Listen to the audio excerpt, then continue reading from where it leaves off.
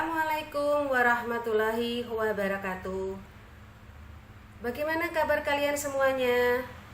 Semoga sehat selalu dan tetap semangat. Sebelum pelajaran kita mulai, marilah terlebih dahulu kita berdoa. Berdoa mulai. Selesai.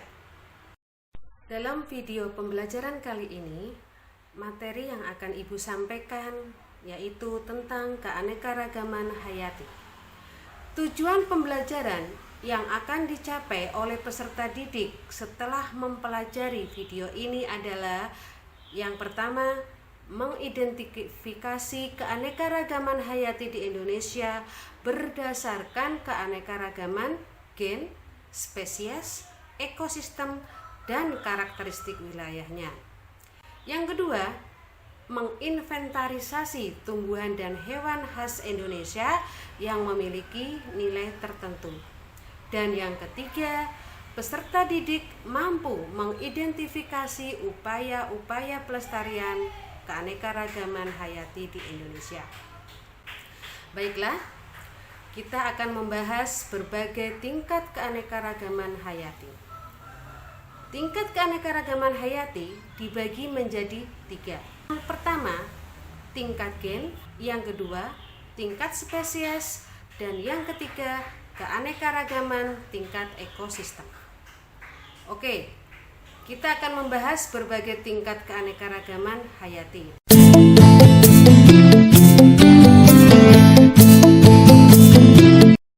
Untuk memahami keanekaragaman hayati tingkat gen, perhatikan gambar-gambar berikut ini. Gambar yang pertama, kalian bisa lihat ada gambar buah semangka berwarna merah dan buah semangka yang berwarna kuning. Yang kedua, ada gambar bunga mawar merah dan bunga mawar putih. Dan yang ketiga, siapa nih yang pernah makan buah naga? Ada buah naga yang berwarna merah dan buah naga yang berwarna putih. Nah, berikutnya supaya lebih paham, kalian bisa lihat gambar berikutnya. Ada gambar variasi warna pada rambut atau bulu kucing ya. Sebetulnya kucing itu memiliki rambut bukan bulu, cuman kita sering menyebutnya bulu. Bisa kita lihat warnanya sangat menarik. Kemudian yang berikutnya supaya lebih paham lagi, ada variasi warna pada iris mata manusia.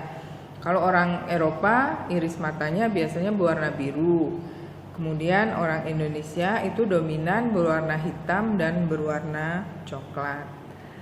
Nah, dari gambar-gambar tadi kalian bisa menyimpulkan bahwa keanekaragaman hayati tingkat gen itu adalah variasi-variasi yang terdapat pada satu spesies atau satu jenis makhluk hidup. Nah, mengapa bisa muncul variasi-variasi pada satu spesies atau satu jenis makhluk hidup? Karena terjadinya persilangan ya, atau hibridisasi antara gen yang satu dengan gen yang lain sehingga memunculkan sifat atau fenotip yang baru.